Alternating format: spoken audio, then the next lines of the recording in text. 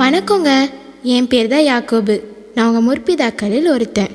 நான் என் அண்ணன் ஏசாவால் தீங்கு நேரிடுமோன்னு பயந்து நான் என் மனைவி பிள்ளைகள் எல்லாரையும் யாப்போக்கு ஆற்றை கடந்து அவங்கள அக்கறைப்படுத்திட்டு நான் மட்டும் தேவனுக்காக தனியாக காத்திருந்தேனா, அப்போ கர்த்தருடைய தூதனானவர் என் கூட போராடினாரா, நானும் அவர் கூட போராடினேன்.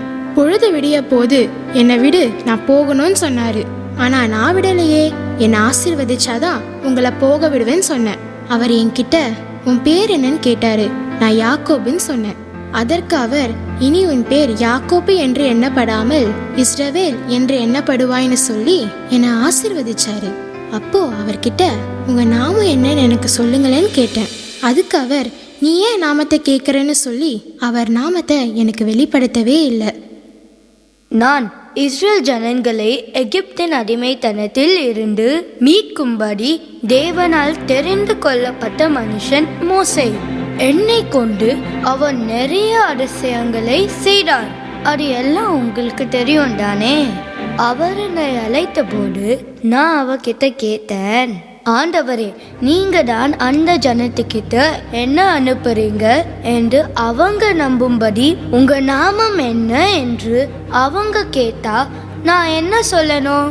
அதுக்கு அவர், இருக்கிறவராகவே இருக்கிறேன் என்று போய் சொல்லு என்றார். நான் வேற அவருக்கு ரொம்ப பயப்படுவேனா?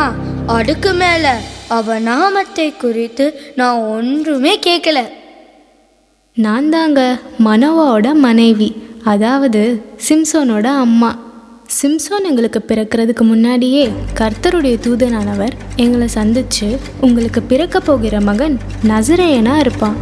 அவன் இஸ்ரவேலர்களை பெலிஸ்தரின் கைகளுக்கு நீங்களாக்கி ரட்சிப்பான் அப்படின்னு சொன்னார். அப்போ என் கணவர் மனோவா, இதெல்லாம் நடக்கும்போது நாங்கள் உங்களை கனப்படுத்தும்படி உங்கள் நாமம் என்ன அப்படின்னு கேட்டார். அதுக்கு அவர் என்ன சொன்னார் தெரியுமா? நீ ஏன் என் நாமத்தை கேட்குற, அது அதிசயம் அப்படின்னு சொன்னார். அப்போ அவர் நாமம் யாருக்கு தான் வெளிப்பட்டு இருக்கும்?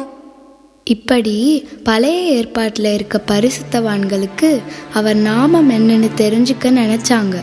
ஆனால் அவர் நாமம் அவங்களுக்கு வெளிப்படலை. ஆனால் ஒரு சந்ததிக்கு கொடுக்கணும்னு தேவன் காத்திருந்தார். அவங்க யார் தெரியுமா?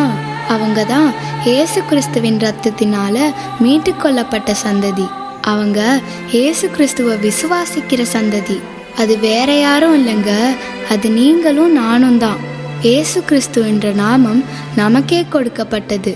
நாம எவ்வளோ ப்ரெஷியஸ்ல. கண்டிப்பா. எபிரேயர் 11:40 என்ன சொல்லியிருக்காங்க தெரியுமா? அவர்கள் நம்மை அல்லாமல் பூரணராகாதபடிக்கு விசேஷித்த நன்மையானதொன்றை தேவன் நமக்கென்று முன்னதாக நியமித்திருந்தார். கர்த்தர் தம்முடைய தயவுள்ள சித்தத்தின் ரகசியத்தை நமக்கே வெளிப்படுத்தினார். அதுவும் சாதாரணமா இல்லை. தாம் கிறிஸ்துவை மரித்தோரிலிருந்து எழுப்பி எல்லா துரைத்தனத்துக்கும் அதிகாரத்துக்கும் வல்லமைக்கும் கர்த்தத்துவத்திற்கும் இம்மையில் மாத்திரமல்ல மறுமையிலும் பேர் பெற்றிருக்கும் எல்லா நாமத்திற்கும் மேலாய் அவர் நாமத்தை உயர்த்தினார். அவருடைய நாமத்துக்கு கீழ்ப்படியாத விஷயம்னு இந்த உலகத்துல ஒண்ணுமே இல்லை. உயிர்த்தெழுந்த இயேசு கிறிஸ்துவின் நாமத்தை நம்ம அறிக்கை செஞ்சு ஜெபிக்கும் போது மாறாத விஷயமும் இல்லை. அவர் நாமத்தை பிரஸ்தாபப்படுத்தும் எந்த ஸ்தானத்திலும் நம்மை வந்து ஆசிர்வதிப்பார். நம்ம குட்டி பிள்ளைங்க அவருடைய நாமத்தை உயர்த்தி ஆடி பாட போகிறாங்க. அவங்களோட சேர்ந்து நம்மளும் அவருடைய நாமத்தை உயர்த்தலாமா?